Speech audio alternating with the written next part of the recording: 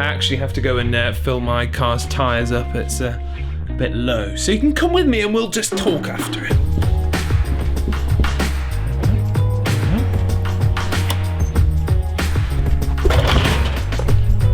Wrong one.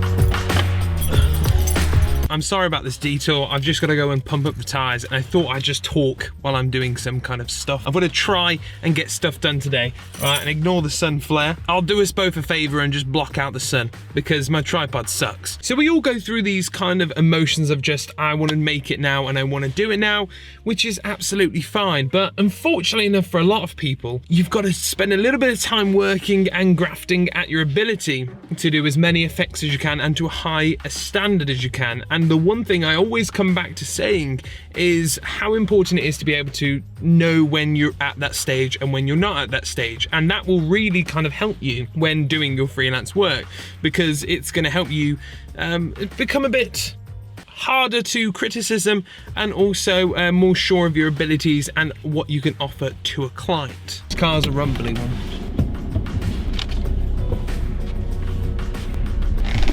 Whoa! Yeah, we went.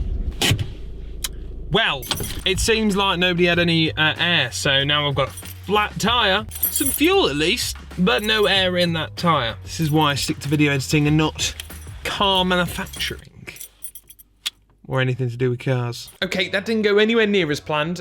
School kids came out and then school kids are terrifying. So where were we? We were talking about, so where were we again? And so in this video, what I'm gonna do is I'm gonna answer a couple of questions that I've seen pop up, and we'll kind of go through them and I'll explain them in more of an ordinary fashion. So one thing I see coming across the comment section quite a few times is, how much shall I charge? What you should charge as a freelancer is completely down to you, and the amount that you charge will evolve with your progression as a freelancer. So like I've stated in other videos, I've charged clients for absolutely loads of stuff for absolutely nothing, and then also on the other side of the scale, I've charged quite a bit of money for not as much as what I would have done originally, if that makes sense. The way you have to think about it is, how much are your time and effort and skills worth? And this is something that took me ages to come to terms with. So I had realized at the start that I was charging far too little for the amount that I was giving out. Not only the video in itself, but the skills, the knowledge, and the kind of aftercare that came with it. So I wouldn't just deliver a video, I would deliver a video, recommendations, how to use the video, kind of what you could do further, and how to make a move off that. Another thing is, how do you receive money? That's one question I've seen come up quite a few times. The way I receive money is very simple. I either use direct bank transfer or PayPal. Don't try and overdo the system. It's just really not a good look. And if you really want to take this as a business, just do the formalities. It's not that bad. Another question is, how do I feel about this was posted by Charles. Easy name to remember, Charles. That's my name. When approaching friends and family, how do you go about that? How do you charge them? Right, okay, from the start, you can do friends and family favors only if it helps you out. I realized very early on that a lot of friends and families are going to kind of want to use your skills because, unfortunately enough, they're a good skill set. Whether you're a video editor or a photographer or do a bit of both, it's the best skills that you can have for social environments, because that's just how it is. But remember, if it's a business and you have to make some money. Whether you offer a discounted price or you kind of do a couple of gigs for free for something in return, you're working. So don't let yourself get trampled on. Take that from experience. So one aspect that a lot of other YouTubers aren't talking about is the fact that YouTube game editing is what a lot of people want to do. And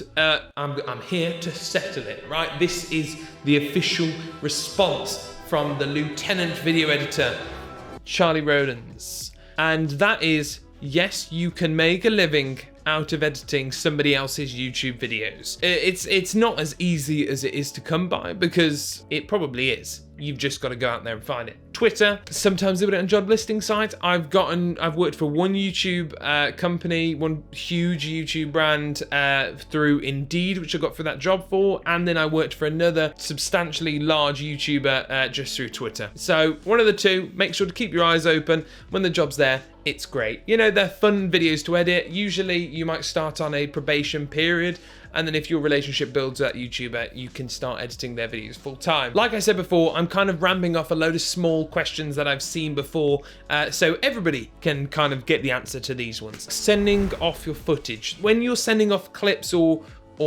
drafts or anything like that, I've used WeTransfer and Dropbox and Google Drive. I actually find Google Drive was the easiest to start out with, because what you can do is you can create a folder and then have all of that client's drafts and stuff like that in that one folder. The only downside to the free version is the fact that it's only 15 gigabyte, but you can make it work. Multiple accounts, ladies, that's what I'm saying, multiple accounts. Another thing that I'm finding is that our younger audience are really wanting to get started and give it a go at becoming a freelance video editor or earning some kind of money from video editing. Yes, that's completely possible. It's not impossible to be able to do that. Like I said before, you need to take a step back, understand what your skills are, how good you are at those skills. Like, I can surely say there's a lot more better video editors than I am who are under the age of 18 for sure, but it's just, yeah, that's not age. Age does not define you in video editing. Age does not define you. You are only as good as your skills are. And to end this question segment, I'm going to talk about kind of, you know, getting started with video editing and how people really can get into it. There is no constraints holding you back apart from really how good your PC is, so that is probably a constraint, but there is no constraints holding you back from getting into video editing.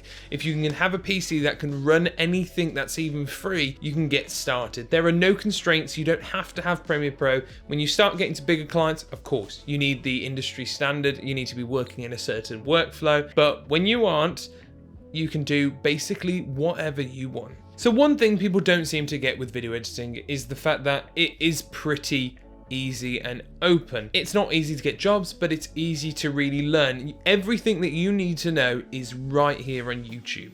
You can learn every trick of the trade and every effect and detail and course that you need right here on YouTube. And the more you can open up and expand your skills is the best thing you could ever do. So for a lot of video editors, what I would say is once you get your feet in the ground, get your tiptoes in there, start looking at expanding out, you know, growing yourself, whether that's photography, videography. They're all conjoint skills that can massively improve your overall sellability and hireability for sure. And keep on having your fingers in loads of different pies. Never give up and never surrender. Yeah.